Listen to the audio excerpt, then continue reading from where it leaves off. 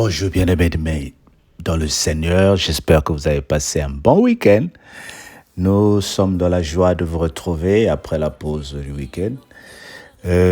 J'espère que tu as été béni, que le Seigneur t'a donné la grâce d'aller à l'église et tu as écouté et lu la parole de Dieu.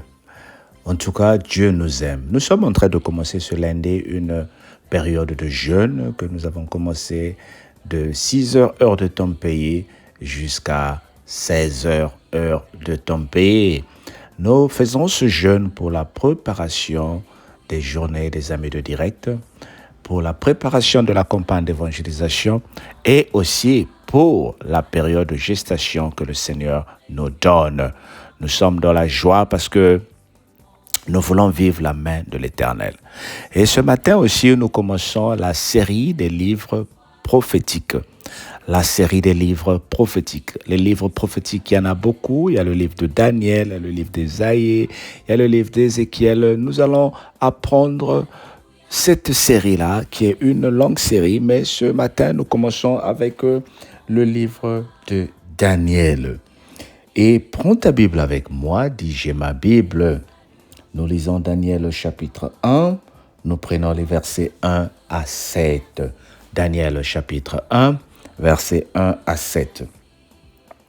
La 3e année du règne de Joachim, roi de Juda, Nebuchadnezzar, roi de Babylone, marcha contre Jérusalem et la siégia. Le Seigneur livra entre ses mains Joachim, roi de Juda, et une partie des ustensiles de la maison de Dieu. Nebuchadnezzar emporta les ustensiles au pays de Shinér, dans la maison de son Dieu, et il les mit dans la maison du trésor de son Dieu. Le roi donna l'ordre à Ashpenaz, chef des eunuques, d'amener quelques-uns des enfants d'Israël de race royale ou de famille noble. De jeunes garçons sans défaut corporel, beaux de figure, doués de sagesse, d'intelligence et d'instruction, capables de servir dans le palais du roi, et à qui l'on enseignait les lettres et la langue des Chaldéens. Le roi leur enseigna pour chaque jour une portion des mets de sa table et du vin dont ils buvaient, voulant les élever pendant 3 années, au bout desquels ils seraient au service du roi. Il y avait parmi eux, d'entre les enfants de Juda, Daniel, Anania et Mishnaël et Azaria. Le chef des eunuques les donna des noms: à Daniel celui de Belshadar, à Anania celui de Shadra, et à Michel celui de Mesha, et à Ja celui de Abed-Nego. Amen. Pour ceux qui étudient la Bible et qui lisent la Bible avec nous, nous allons voir que lorsque le peuple d'Israël était sorti de l'Égypte, Dieu les avait donné des conditions à travers Moïse. Vous ne servirez pas d'autre Dieu. Vous ne connaîtrez qu'un seul Dieu. Le jour où vous abandonnerez Dieu pour vous lier à un autre Dieu, vous serez livrés à vous-même. Et ici, nous sommes en train de voir que le peuple d'Israël, comme étant rebelle, comme étant têtu, se retournait toujours vers Dieu. Le livre de Daniel commence avec ce passage qui nous dit: le Seigneur livra entre ses mains Joachim, roi de Juda, et une partie des ustensiles de la maison de Dieu. Il y avait un roi à Babylone à qui le Seigneur avait permis d'envahir la ville de Jérusalem et le peuple de Juda. Le Seigneur le livra. Ils se retrouvèrent en esclavage, c'est-à-dire ils sont déportés à Babylone, où le roi Nebuchadnezzar commence à contrôler et à dicter les lois contre les enfants d'Israël. Mais lorsqu'ils arrivent en déportation, le roi appelle son eunuque pour lui dire, vous vous souvenez, pour ceux qui ont suivi le message que nous avons prêché la fois dernière concernant l'eunuque, c'est le responsable financier, le responsable qui s'occupe de la gestion du roi. Il appelle son eunuque pour dire à l'eunuque, choisis-moi 4 hommes de la race royale. Le roi savait que le peuple d'Israël avait parmi eux des gens de la race royale, les gens qui étaient bénis. Oh bien-aimé, l'ennemi sait que tu appartiens à la race royale. Voilà pourquoi l'ennemi va chercher de temps en temps à vouloir te neutraliser. L'ennemi sait que toi, tu es un chrétien. Dans votre famille, tu appartiens à ce qu'on appelle la race royale. Quand tu arrives, par exemple, dans un milieu, tu vas remarquer que ce qui passe avec tes sœurs, ce qui passe avec tes frères ne passe pas avec toi. Facilement, eux, ils peuvent mentir, ça passe. Facilement, ils peuvent tricher, on leur donne des papiers. Mais avec toi, c'est toujours difficile. Alors, pourquoi cela? Parce que tu appartiens à la race royale, la race de Dieu, les élus de Dieu. Nous sommes les enfants de Dieu.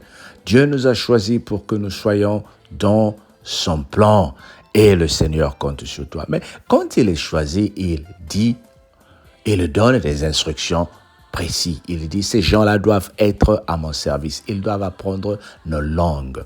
Ils doivent apprendre comment nous mangeons. Ils doivent manger ce que nous mangeons.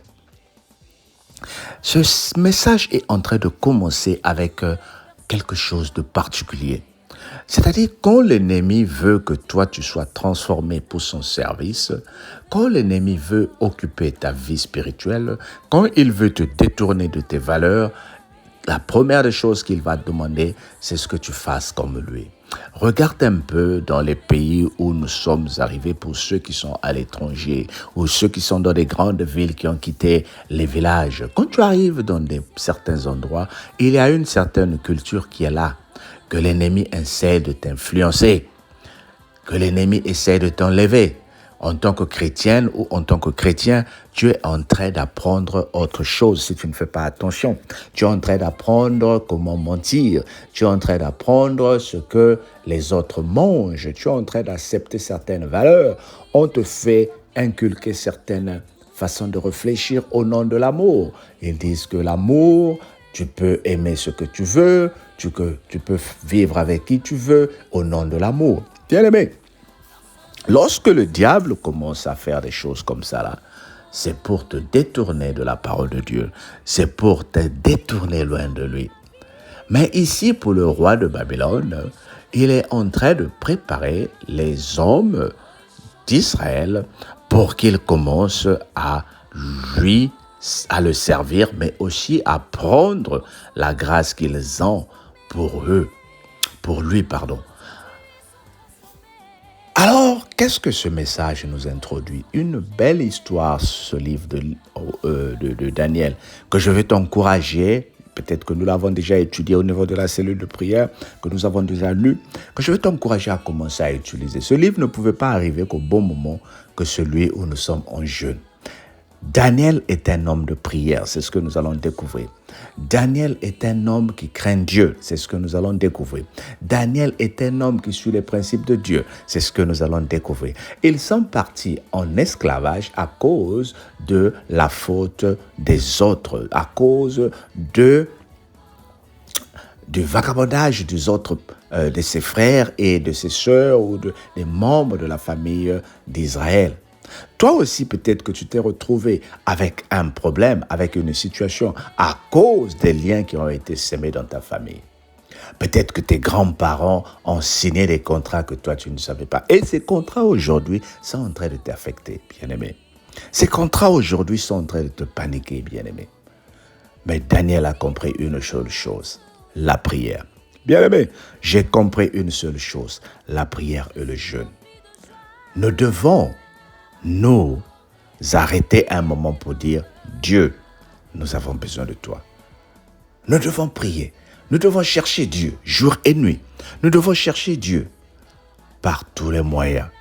Et nous allons voir que la vie ne sera plus la même. Nous devons sortir de la routine que le monde veut nous amener pour retourner dans les valeurs de la prière. Que le Seigneur te bénisse afin que nous tous ensemble, nous profitons de ce livre de Daniel. Au nom de Jésus, notre Seigneur et Sauveur. Amen. Mais comme j'ai dit, nous sommes en période de jeûne. Si tu nous suis seulement sur YouTube et que tu n'as pas le programme, laisse-nous un commentaire. Rejoins-nous sur Cellule de prière La Gloire de Dieu ce soir à partir de 23h heure de France pour 1 heure de prière. Nous allons prier toute cette semaine 1 heure de prière pour préparer la campagne d'évangélisation, pour préparer la période de la gestation. Même si tu n'es pas associé à la campagne d'évangélisation, mais tu es associé à la période de gestation. C'est de toi qu'il s'agit. Ce mois de septembre est un mois particulier pour toi et moi. Nous devons profiter de la grâce de Dieu. Amen. Sois béni, mais partage, abonne-toi, encourage des gens à s'abonner. Dieu a besoin de toi. On se dit à demain. Bye bye.